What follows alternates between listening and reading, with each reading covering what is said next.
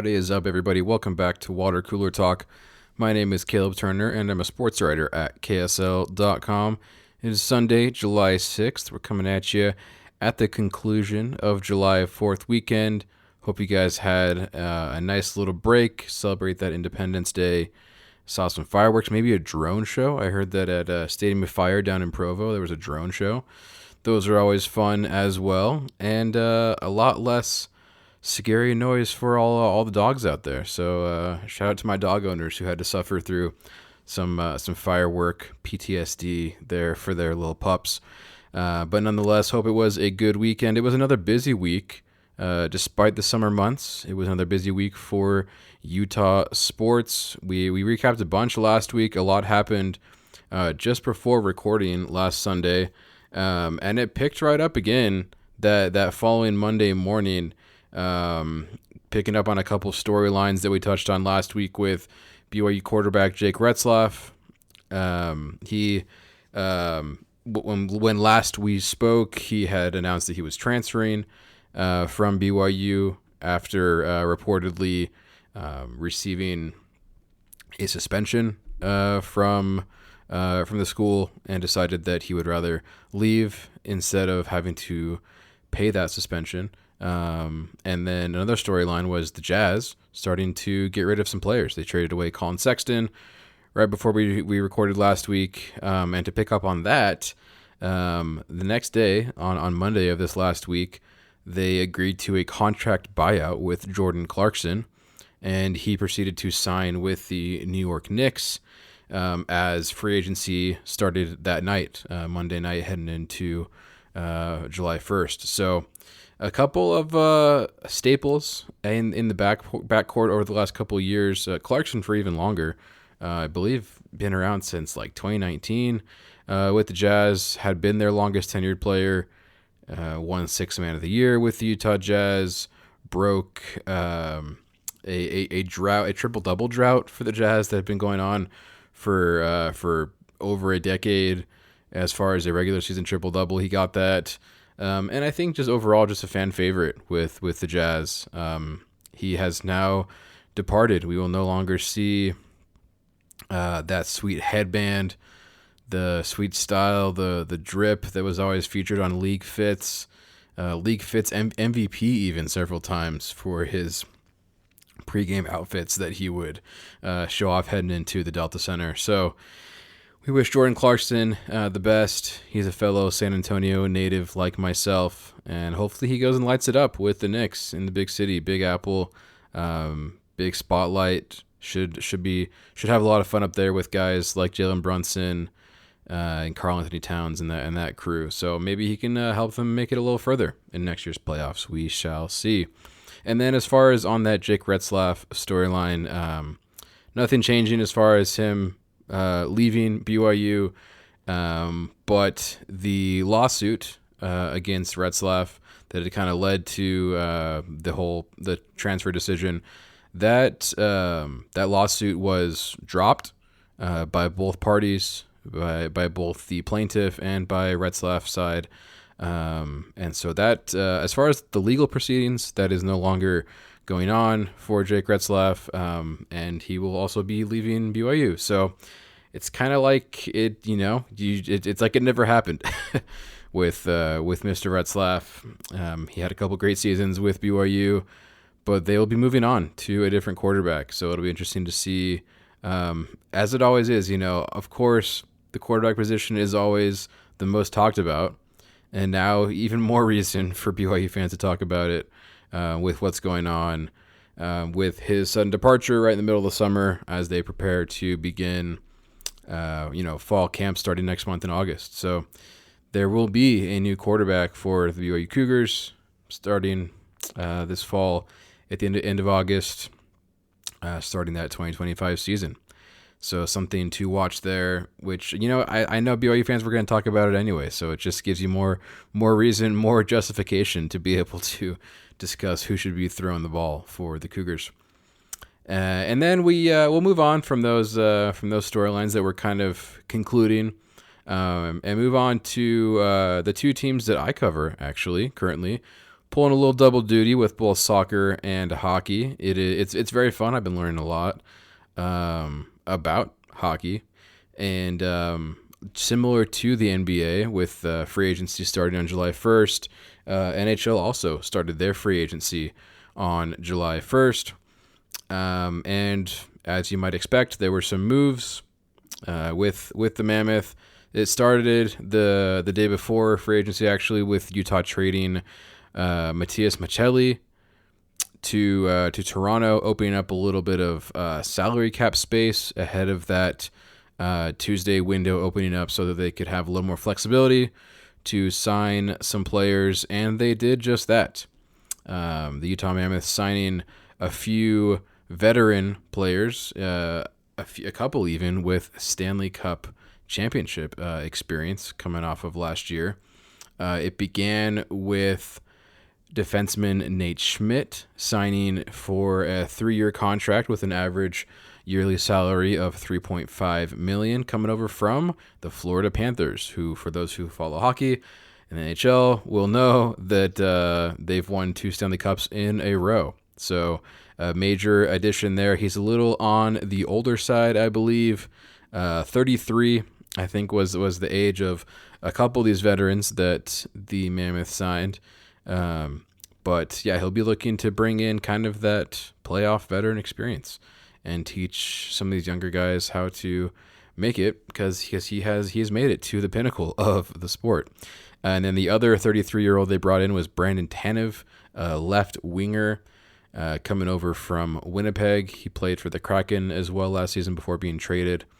And he quickly endeared himself to fans in a couple of interviews that he did. Really just essentially like already selling Utah to the league. He's clearly sold on it and is flipping it in turn to say, exciting things are happening in Utah with the Mammoth. Talked about ownership, talked about the fans. He said coming here as an opposing player, it was one of the best fan bases that he had seen already just in their first year. And that was a big part of the reason that he decided to come to Utah. And similar to Schmidt, Tanev has not made it all the way to the Stanley Cup, but has some playoff runs under his belt at this point, even with the Jets. The Winnipeg Jets just this past season made it to the second round. So he can also bring kind of that veteran experience. And the last one that they signed was a goaltender, Vitek Vanacek, also from the Florida Panthers. So another Stanley Cup winner. He was the backup goalie for the Panthers, 29-year-old from Czechia. So he'll be backing up Veggie, who, if I'm not mistaken, is also from Czechia. So you got an all Chechian backstop there, goalie core for the Utah Mammoth. And they needed a backup because of the uncertainty surrounding Connor Ingram, who came into Utah from the move from Arizona to Utah as the starter.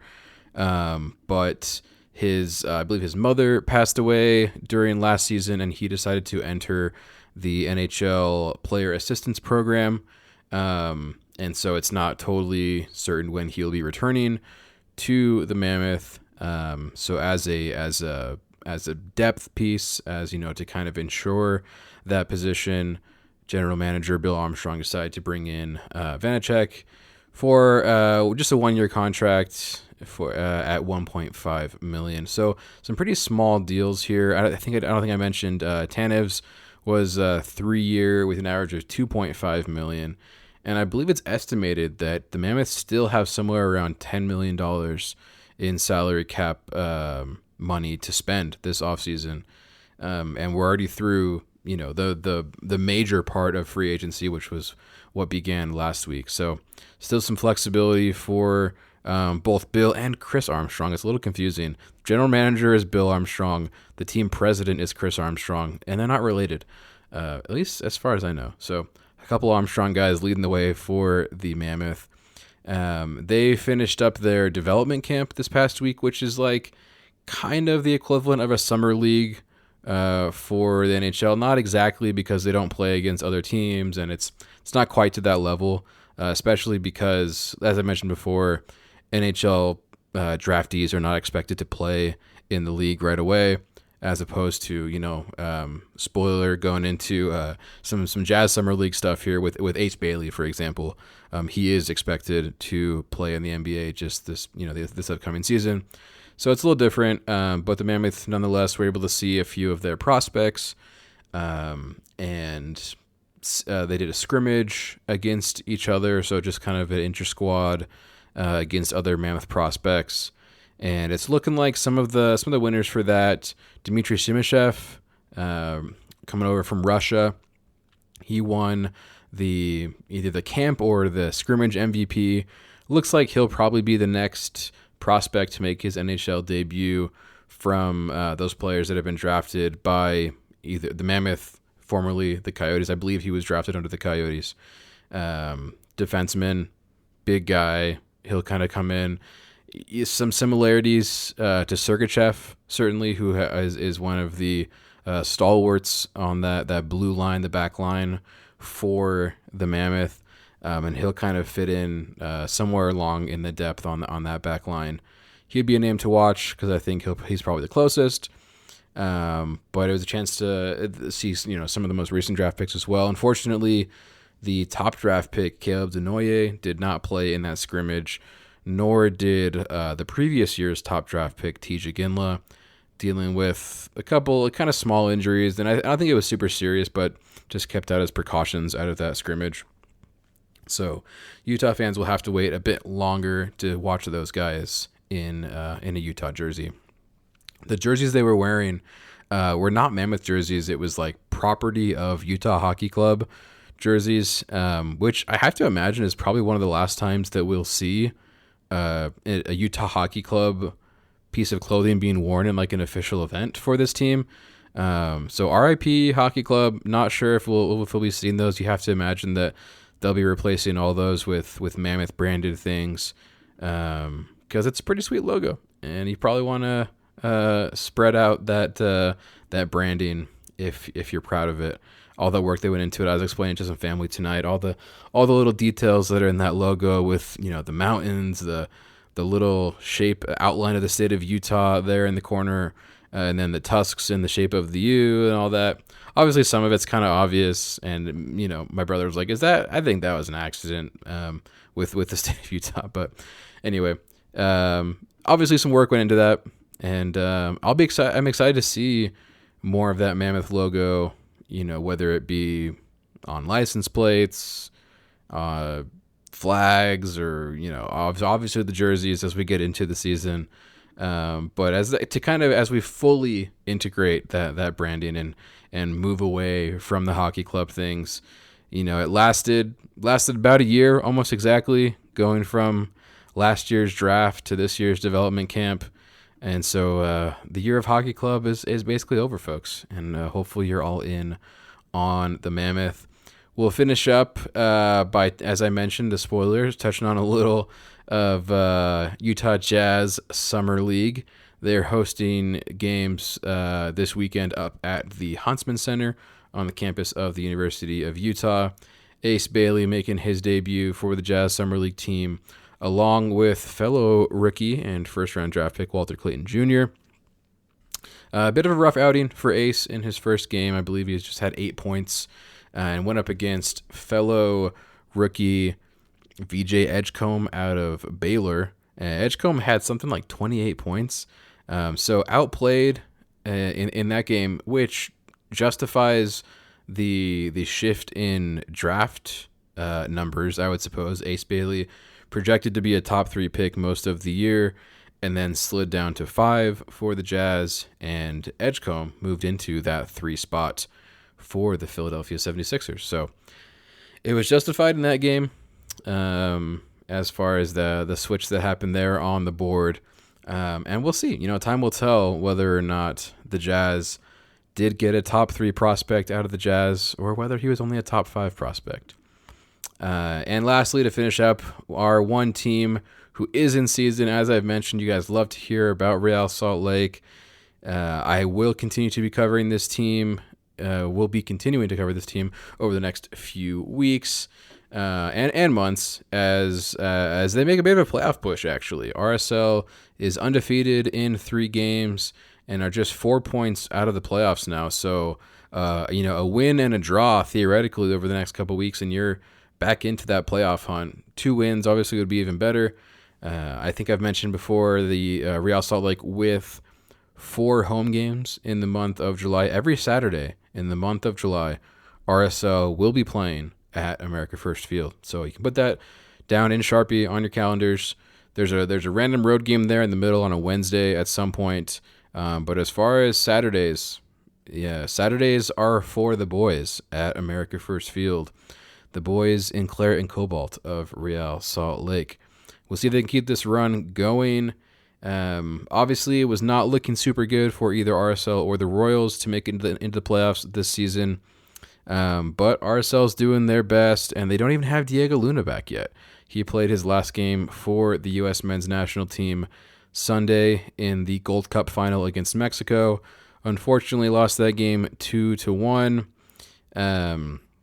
But he will now be returning to RSL as they look to make it 4 games in a row without a loss, heading into this upcoming Saturday against the Houston Dynamo, which has become a bit of a rival for RSL over the last few years with some playoff matchups, some Leagues Cup matchups.